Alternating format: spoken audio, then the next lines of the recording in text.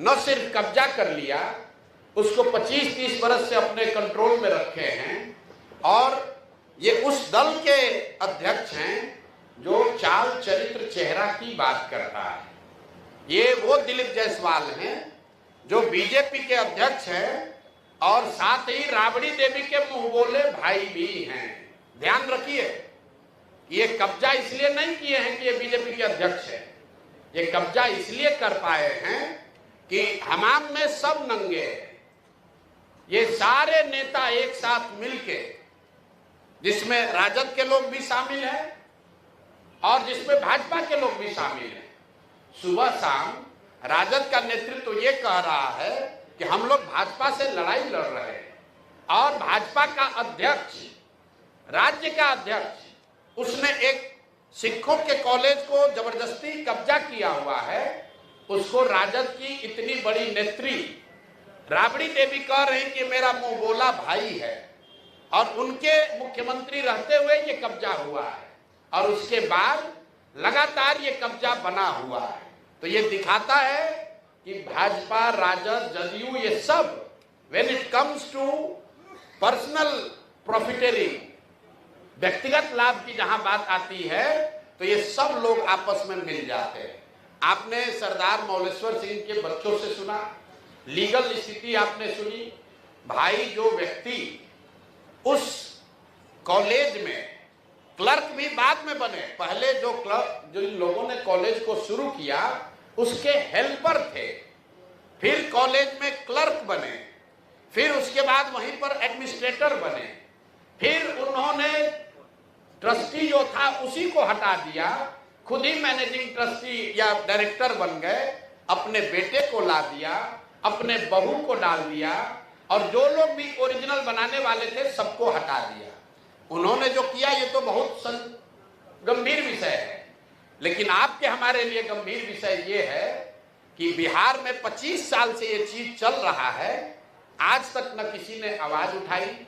न उन पर कोई कार्रवाई हुई, न उस आदमी को कोई डर है, बल्कि वो आदमी क्लर्क से बढ़ते बढ़ते अब भाजपा का यहाँ का अध्यक्ष बन गया है। ये कैसे संभव है? ऐसा नहीं है कि बीच में मामला उठा नहीं है। एक व्यक्ति राजेश शाह की इसमें संदिग्ध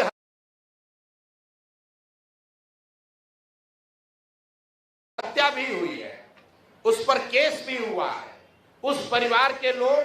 मुख्यमंत्री के दरबार में नीतीश कुमार से आकर मिले हैं, नीतीश कुमार ने उस पर जांच की बात कही है, और जिस एसपी ने साहब को, ये दिलीप जायसवाल को क्लीन चिट दिया है, अपेरेंटली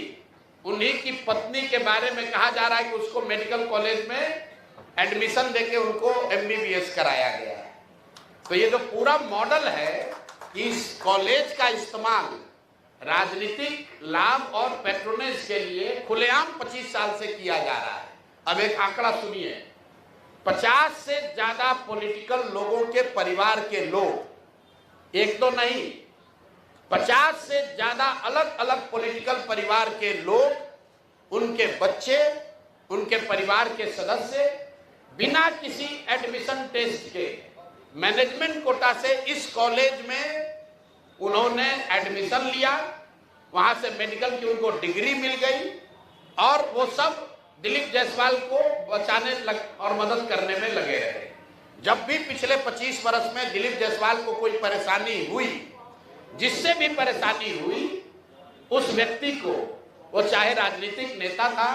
या पत्रकार था, पुलिस वाला था, जुडिशरी का था, या तो उसको पैसे और बल से दबाया गया, अगर नहीं हुआ तो उसके परिवार में किसी आदमी को मेडिकल में सीट देकर इस आदमी ने मैनेज किया है। और इतनी बड़ी बात 25-30 साल से लगातार चल रही है, और किसी की हिम्मत नहीं है कि दिलीप जायसवाल पर सवाल उठाए। तो जन सुराज ने तय किया है कि हम लोग इस मामले को न सिर्फ उठाएंगे, बल्कि इसको समाज में, जनता के बीच रखेंगे। जैसा गिरी जी ने